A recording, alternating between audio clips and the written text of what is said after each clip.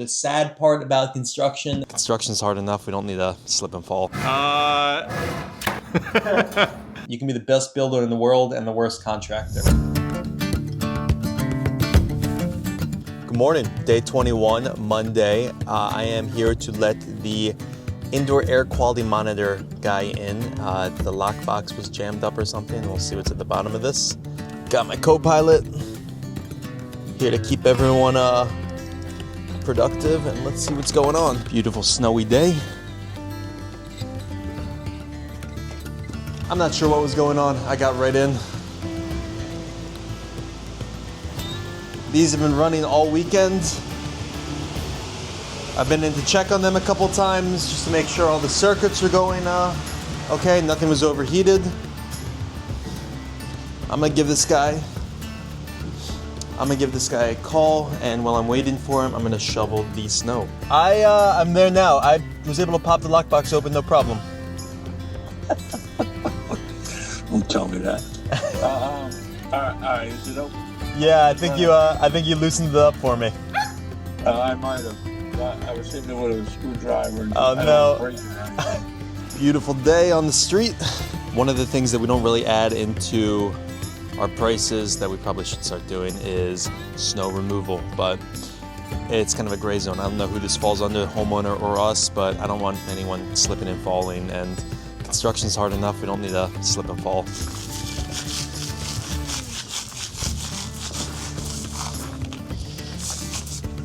All good? All good. We're salted. Neighbors to the left are salted. Neighbors to the right are salted. Hopefully that makes up a little bit for that smoke alarm going off in the middle of the night. Asbestos indoor air quality monitors have to come back one more time today. And once we close everything out and start to rip things down, we will do one more salting and update you guys. Peace.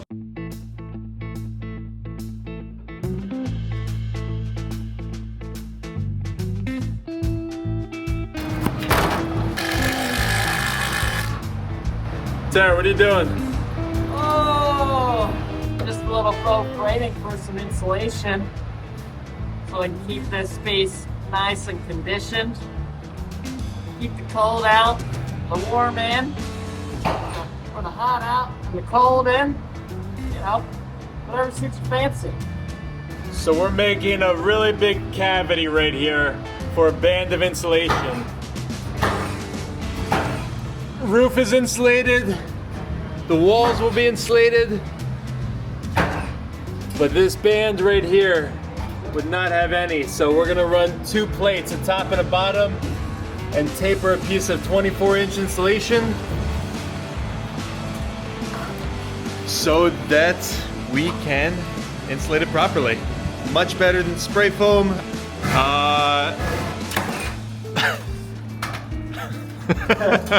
Thank you guys for knocking this out. Watch your heads getting up. My third point of contact. Subscribe to the Patreon. One of the most important things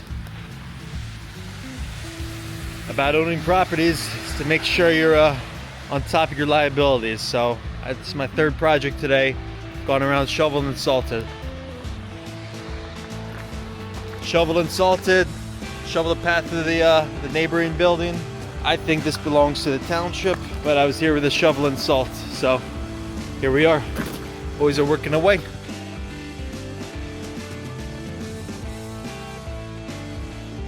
And all the plastic. Yes. It's going to be about 5-6 inches off the wall. Okay. Okay. The whole idea is you want to keep everything down and keep pressed. Okay. So if we came out over here with the fan. This is going to be closed off. This door will be filled in, so we could theoretically come like right across here and then up. So yeah, we can frame out these walls here. Well, if you had a true French drain, you can usually pretty much guarantee you get away with one suction point in the ground. Mm-hmm. But depending on the size of the houses, if you don't, you have to put multiple suction points. Okay. Now in this situation, we're going to start with one suction point on the main floor. Sure. But because you got that dirt crawl, you need to address that, and that's why I was saying once you seal it, we would cut a hole in the tarp, okay, the membrane, and then just pull the gas out right from underneath the membrane. Perfect. So the radon mitigation system essentially works by drilling in 3-inch PVC pipe into the ground, teeing it together, and hooking it up to a continuous suction fan. And they test during, they test after. There's gonna be a plastic membrane on the crawl space to kind of contain all that air in, and the concrete slab in the rest of the basement does the same thing. So pretty straightforward. Hardest thing is going to be to get it clear and get it empty. I am getting ready to take off for a couple days, and what I'm doing, since we got some snow yesterday, I'm looking for roof leaks. Anywhere that we had the roof up or the ceilings open, we're gonna check to see if there's any dripping water. Best time to catch a roof leak is when there is no ceiling. So far it's looking pretty good. We're looking at all the suspect areas. Typically down low, typically where there was rot before, and almost always where there is a scupper box. That plywood patch where the roof is so bad right there, that lines up almost exactly with where the scupper box is.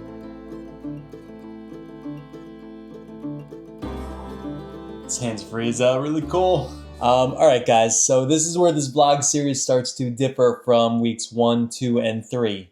We only have 2 active days in the field over the last 2 weeks. I was on vacation in Florida with my dog for my wife, my family, my mom, stepdad, sister, 2 nephews, and I just got back to Philadelphia earlier this week. That's not to say things weren't getting done. So the sad part about construction, at least for someone who loves having tools in their hand, I don't get to have tools in my hand all the time. A lot of building happens right here, and here's my my home office. Almost everything gets done on the computer, but more realistically, it gets done on the cell phone. And one day I'm going to build cabins like that, but we got this project first. So let me start a screen record for you guys. This is something that we worked on populating last week. We shared it with the homeowners. They did a great job on it. It's pretty much the start of the conversation for our selections. So everything's broken down by room. We have our kitchen, we have our dining room, we have our powder room. My wife is calling me right now and I just put her on silent. Cabinets, we're getting them from a company called Heart and Sap. Countertops. This is what the homeowner likes. So they chose a vendor. We might have one of our vendors that we trust and we know, we have all their work comp and their W-9s on file. They may be able to get something comparable. The big one is appliances. So dishwasher is a dishwasher. They're usually all the same size. We'll verify, of course. Wall oven. Brings us right to the specs. So we'll end up printing out all these specs. We haven't adopted QR codes yet, but we'll make sure plenty of these stay on site so that our plumbers, our electricians, when we're laying out the framing, we can reference those things. A lot of building happens inside of spreadsheets. Less of it not less of it, but just as much happens on a spreadsheet, on a cell phone, and the computer than it does in the field. So we have a couple files that we reference all the time. Pics for the engineers, some design documents, something that the homeowners did that really helps us. We don't have an architectural team or an interior designer on this, just our creativity and some really awesome homeowners. So they came up with a mood board that we're gonna use to reference through everything. And having my team visualize this, having our subcontractors visualize this is gonna be really helpful. So, that's what they want the bathrooms to look like. That's what they want the, their inspiration to be. This helps me come up with a budget. This helps me come up with a vision, and this lets us know what we're working towards. Let's take a look at these city-approved drawings. This is our entire permit set. 1, 2, 3, 4 pages. Has some detail, a lot, not a lot, and this is kind of what was going on. So that wall that we wanted to take out. This is a framing plan. This is a plan view of the kitchen, dining room, that brick wall. This is showing us putting a C8 by 13 channel there, a C8 by 13 channel there, sets of bolts there. It's getting connected to an HSS square tube, which gets capped onto the foundation. Let's see if we can, so kind of right there.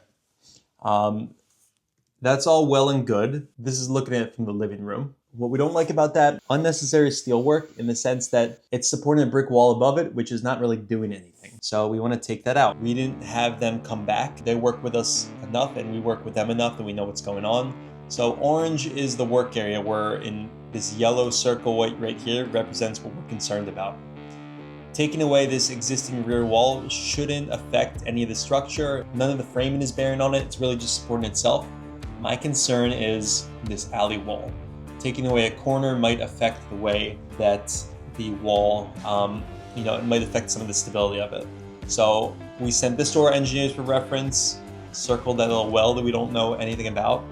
The work area where we want to put a CMU retaining wall in the basement. Nothing super serious. We just want to have it reflected on a plan so that when we go to the city, they can say, yep, city said it was okay to use an 8x16 CMU block, grouted every fourth cell. It's not bearing anything. It just shows that we're not going cowboy. I tried sending the engineers a link to our YouTube channel so they could get those views up, like, and subscribe, which they did. Glenwood engineers are a bunch of real ones, so shout out. Sent them some pictures of the area we're concerned at. That's the new, I say new in air quotes because it's probably 80, 90 years old. That's the original rear wall. So that joint, it's not really a control joint, it's just where new meets old or old meets older. That's what we're concerned about, the brick here just being free floating and the brick here being free floating. So that's another angle from it. This is our idea of what we would do. It's a couple days worth of work, not terribly difficult, probably not necessary at all, but it's really a belt and suspenders approach. So we would put 1, 2, 3, 4 star bolts. We would try to get one up here. This is the wall that's coming out. This shows the floor joists. And this picture right here kind of shows the inside conditions. So we sent some zoomed in pictures of the corner too. It's not keyed in, there's no soldier courses. Pretty much everything is getting this wall out. And all that steel work we'll be doing is supporting this, which would also be relatively freestanding. Nothing really is holding the wall this way or that way. So in my opinion, getting it out is the better answer. This is kind of one of the ways that we install threaded rod that's tied onto star bolts that run parallel to the framing members. We use a Simpson HDU or hold down unit. It's typically used to brace framing to slabs. We've done a bunch of starbolt applications where we use those and we install appropriate blocking. So we sent this stuff all to our engineer, and within 10 days or so, we were able to set up a Zoom call with them, talk with their staff engineers, talk with their architectural team, and by Monday we should have stamped drawings in hand that we will submit to the city, along with a zoning plan to remove that back little pantry addition. That way the city will memorialize everything that we're doing, and that is really a CYA approach on our end, and also just to make sure this project is totally above board. Hopefully next week we'll be installing these star bolts, and then the demo team will come and remove this wall, then we'll get the framing in, and then we'll really start the fun stuff. But thank you guys for following along so far. This has not been that exciting of a week of the vlog series, but it really reflects how building works. Not all of it's in the field, not all of it's with a hammer. A lot of it's with a calculator and a spreadsheet and a pencil and calling your city, calling engineers, just lining up paperwork. I did not think that as a contractor I would have 11 insurance policies and 10 bank accounts, not with a lot of money in them, but just different operational things. So one of the things I'm really learning is that building something, you can be the best builder in the world and the worst contractor, and I would like to be the best of both. And it's really just an experience, and we're really happy with all the information that gets shared with us, and that's our goal, is to try to share a lot of information back. So thanks for tuning in so far, guys. Check out the other series. We have a mixed-use multifamily building that we are renovating. It's one that I'm invested in. We're really going behind the scenes on that, and the video production quality is a little bit higher. So I'll put a link for that playlist right up there. And can't wait to see you guys next week, guys. Thanks so much, and Green Building Network out.